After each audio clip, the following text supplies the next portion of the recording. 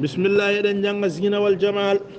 الباب الثاني عشر في جمال الحب دمال بطول سبويدي دي كون جوانم جلي وحالت. زينة الحب رقة وجمال نسجته بقلبها الأصدقاء، وأرى الحب في القلوب حبوبا زرعت فيه حين كان النشاء، تتغذى برؤية ثم تنمو بصبر الوصل حيث كان اللقاء. أجمل الحب للذوات ويبقى دون ريب جماله الإهداء، وأضر الأمور بالحب فيه أن يرى المرء حاكما والأداء. إن أسماء لم تزر في فؤادي أي حب إلا وفيه نماء، سقت النجد والوهاد فأدها كل واد يسيل فيه الماء، ملأ القلب حبها واستقرت في مكان من دونه الأنقاء. إن للحب في القلوب محلا لم ينله بوصفهم شعراء. أحسد الشمس أن تراك بعين وأرى أن يزاد عنك الهواء، لا تسيئي بي الظنون فإني من كريم آباؤه كرماء، لم تلدني لئيمة ونمتني لذرى المجد همة علياء. الباب الثاني عشر دم البطو والسبو يدي في جمال الحب كون جوانم جلدي. أنا بيدن هوني فبوري يودك الله سبحانه وتعالى، بيدن الله سينكوري ما ويندر مولم وتاجند فتبارك الله أحسن الخالقين. windere nde fof ɓuuri yodde heen ko kulle guuroje ene maaya ɗe, kulle guuroje e maaya ɗe ko ɓinguel adama ɓuri ɗe fof yodde. ɓinguel adama yonni ɗum ko fittandu muɗum, fittandu yonni ɗum ko haqqille, haqqille o yonni ɗum ko gandal, gandal yonnata ɗum ko jawdi. haqqille e gandal e jawdi to tawdiri fof laamu arat, so laamu ari a yiɗan dakmitade dakmiɗortoɗa ha joni ko ndesa, ko resde rewɓe. holne ndesata rewɓe ma jiiɗaɓe taw, sa yiɗani a wawa resde. ɗum woni babul hubbi, ɗum wal watti sappo e ɗiɗi. zinatul hubbi o wi jonnam gilɗi, jon cingal gilli riqqatun ko hunde sewnde, wo jamalun riqqatu ko hunde sewnde yonde wiyete riqqatu. wo jamalun e jondam nasajat hu sañiri ɗum al asdiga u sehliraɓe bi qalbi ha ɓerde muɗumen sañata gilli ɗi noon ko ɓerde, gilli ɗi caneto koye ɓerde. zinatul hubbi cingal gilli riqqatun ko jondam ko ngari, wo jamalune e ngari ko jondame ngari nasajatu ene sañira ɗum bi qalbi ha ɓerde muɗum ala sdiga o sehliraɓe.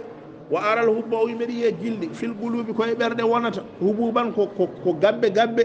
zuri at fihi awaɗe hen hina kinanna sha'ude yimɓeɓe tagade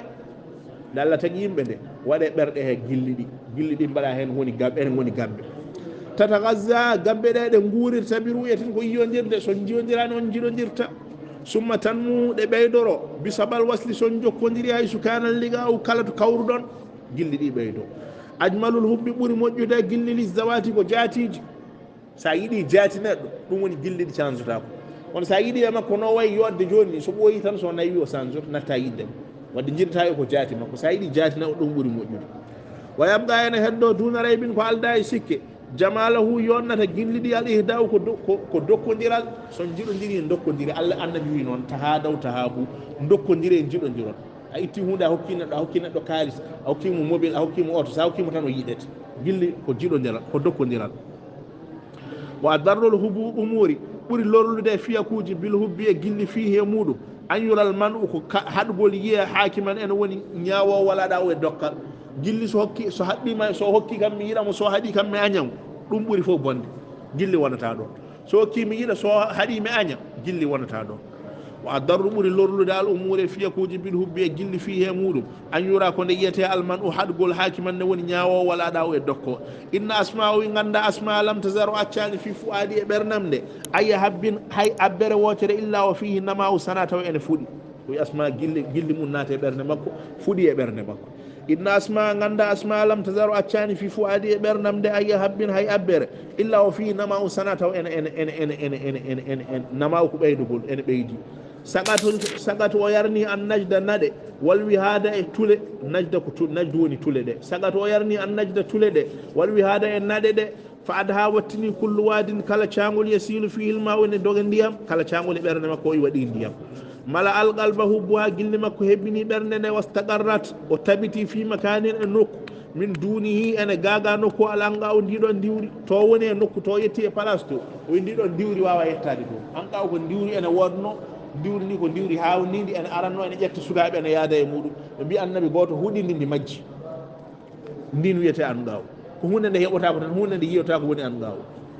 mala alqalba hebbini ha joni ɓerde nde hubbo ha gille makko wastaqarrat o tabiti fi makanina nokku min dunihi ene gaga nokku ala ngaw ndiɗo ndiwri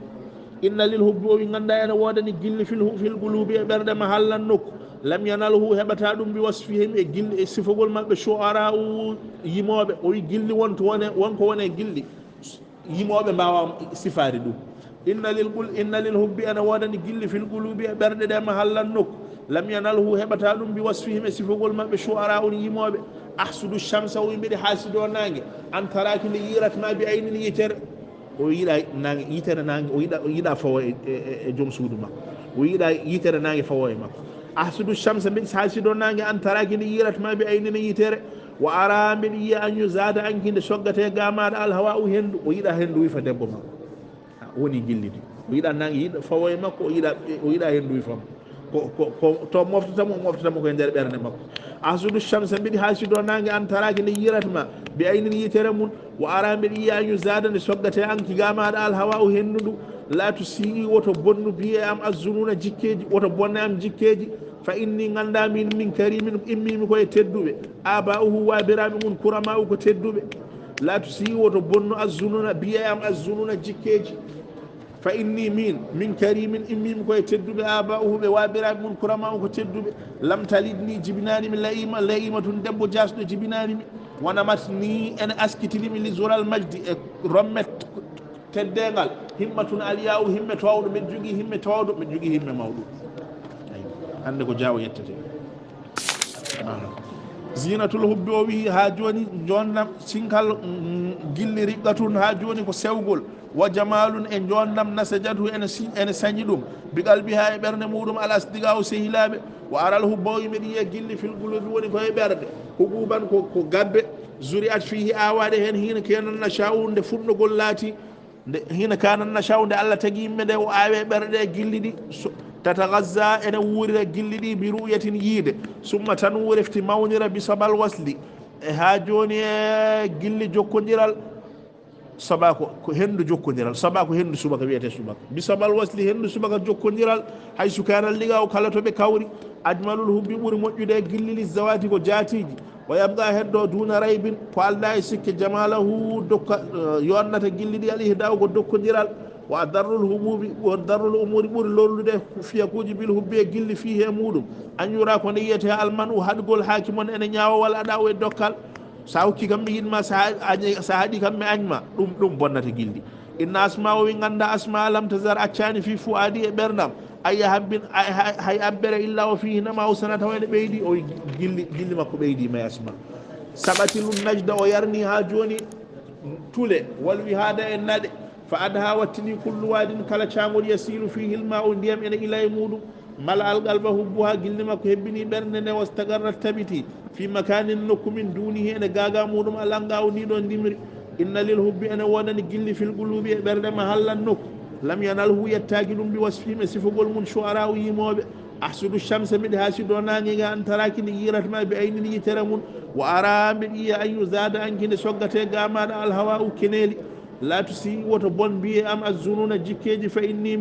min karimin immimi koye tedduɓe aba o humɓe wabiraɓe mum kurama u ko tedduɓe lam talidni jibinani mi layima tun debbo lowɗo won jasɗo wonamatni ene askitinimi li dural majdi e rommet teddengal himmatun hamme aliya u towɗo o sallllahu sallam wa baraka ala sayyidina muhammadin wa alihi wa sahbihi ajmain